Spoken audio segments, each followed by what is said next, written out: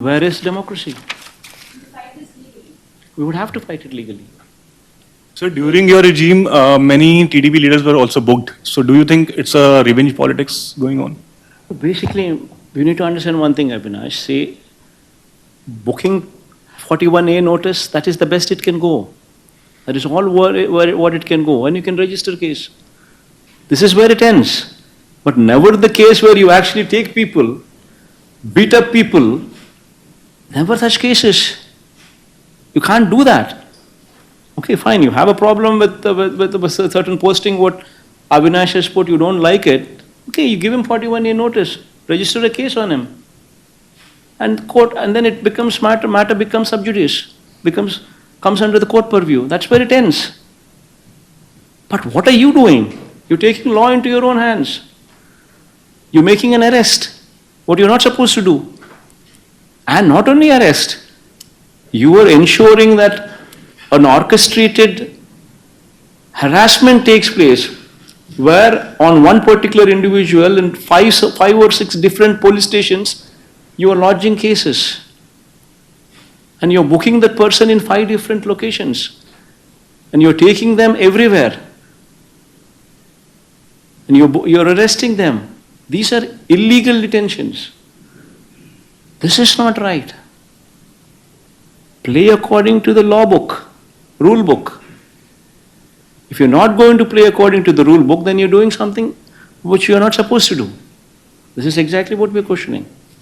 Sir, you're saying opposition leaders' voices are being stifled. At the same time, your sister Y.S. Sharmila yesterday, she is demanding that YSRCP MLAs who have not attended assembly resign because they're not even part of assembly sessions. Let's not talk about my sisters here. They have 1.7% vote Sir, share. sir. The Congress party has 1.7% vote share. Let's not talk about a party which is insignificant in Andhra Pradesh. Please, let's not talk. Sir assembly సమావేశాలకు హాజరు కాకపోతే చట్టం తన పని తాను చేసుకుపోతున్నట్టు speaker గారు ఒక comment చేశారు సార్, దీన్ని ఎట్లా చూస్తారు? Ramesh? అసెంబ్లీ సమావేశాలకు హాజరు కాకపోతే చట్టం తన పని తాను చేసుకుపోతుందంటూ స్పీకర్ గారు కామెంట్ చేశారు. ఒకవేళ మీరు ఎట్లానే అసెంబ్లీ సమావేశాలకు హాజరు కాకపోతే డిస్క్వాలిఫై అయ్యే అవకాశం ఉందనేది కూడా జరుగుతున్నటువంటి చర్చ సార్. అల్టిమేట్గా అదే దుర్గా నేను చెప్పేది. అల్టిమేట్గా తప్పెక్కడ జరుగుతూ ఉంది, నువ్వు అసెంబ్లీ అన్నది ప్రజల గొంతు వినపడకుండా నీ గొంతులు మాత్రమే నువ్వు వినిపించే కార్యక్రమం చేస్తే నీ అసెంబ్లీ సమావేశాలన్నీ ఏం జరుగుతాయి? ఆత్మస్తుతి, పరనింద, ఇంతే జరిగేది. ఆత్మస్తుతి, పరనింద, నీ అబద్ధాలు, నీ మోసాలు, వీటి ప్రొపగేషన్. ఎవడు మాట్లాడేది ఉండదు, ఎవడు అడిగేది ఉండదు, ఎవడు చెప్పేది ఉండదు. అంతా నువ్వే బౌలరు, నువ్వే బ్యాట్స్మెన్, నువ్వే వికెట్ కీపరు, నువ్వే ప్లేయరు, నువ్వే కీపరు, నువ్వే ఫీల్డరు. సమస్య ఏముంది? ఇంక అన్నీ నువ్వే. ప్రతిపక్షం అన్నది అసెంబ్లీ జరుపుకోవాలన్నది ప్రభుత్వానికి ఉండాలి. ప్రతిపక్ష వాయిస్ వినిపించాలి, వినబడాలి అని ప్రభుత్వానికి ఉండాలి. వినపడితేనే నేను కరెక్షన్స్ చేసుకుంటాను అన్న ధ్యాస ప్రభుత్వం నడిపే వాళ్ళకు ఉండాలి. ఎప్పుడైనా కూడా ప్రభుత్వం నడిపే వాళ్ళు they should be open to correction. If they are not open to correction then you would never learn the mistakes. విననప్పుడు, కనపడనప్పుడు, వినకూడదు అని అనుకున్నప్పుడు నువ్వు తప్పులు చేస్తూనే పోతావు. That is what you're doing.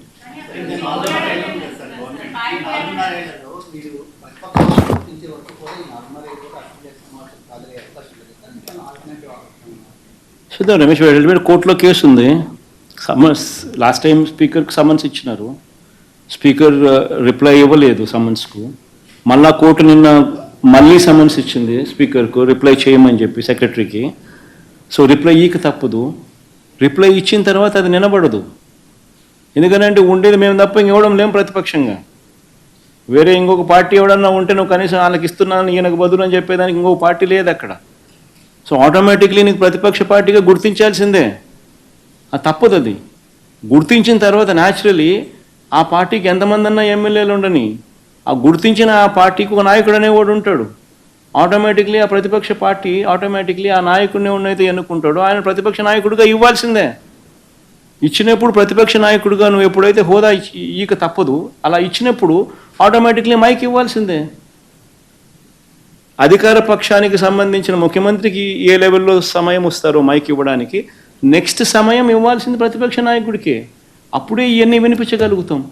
ఇప్పుడు నేను 1:40 సేపు నేను మాట్లాడగలిగాను. ఈ 1:40 సేపు నాకు ఇవ్వకుండా 10 నిమిషాల్లోనే నీ స్పీచ్ నువ్వు ముగించాలి. 175 మందిలో నువ్వు కూడా ఒకడివే.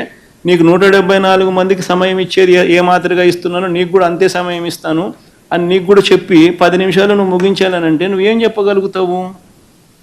ఏ రకంగా ఈ సమస్యలన్నీ నువ్వు చూపించగలుగుతావు? ఏ రకంగా నువ్వు ప్రభుత్వాన్ని నిలదీయగలుగుతావు? ఏమీ చేయలేము. అప్పుడు అసెంబ్లీకి నువ్వు పోవడం వల్ల లాభం ఏంది?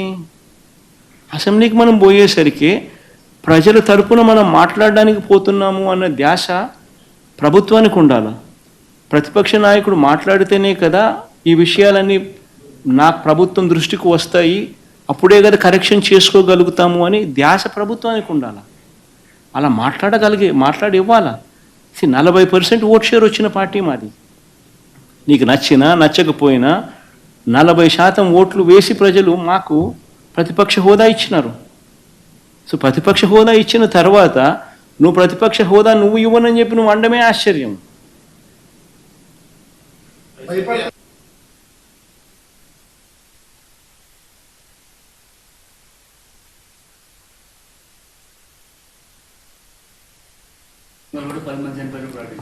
అదే రవి, డయేరియా ఘటన జరిగినట్టుగా అందులో ఇంతమంది చనిపోయినట్టుగా నేను చెప్పడమే కాదు, వాళ్ళ పార్టీకి సంబంధించిన వాళ్ళ డిప్యూటీ సీఎం కూడా అక్కడికి వెళ్ళి చెప్పిన తర్వాత కూడా అసెంబ్లీలో ఎవరూ చనిపోలేదు అని చెప్పి ఇంకొక మంత్రి నవ్వుతూ చెప్తున్నాడు అని అంటే, అపహాస్యం చేస్తూ ఉన్నారు అని అంటే దాని అర్థం ఏంది? వాళ్ళే బౌలరు, వాళ్ళే బ్యాట్స్మెన్, వాళ్ళే వికెట్ కీపరు, వాళ్ళే ఫీల్డరు. పరనింద ఆత్మస్థుతి ఇవి తప్ప అసెంబ్లీలో ఇంకేం ఉండవు. ఇంకొక వాయిస్ వినపడకూడదు అన్నట్టుగానే జరుగుతూ ఉంది.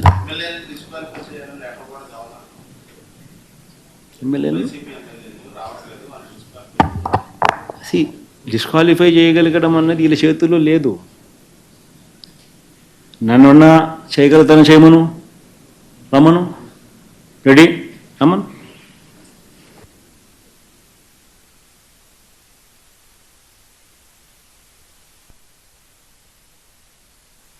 Please subscribe Dot News.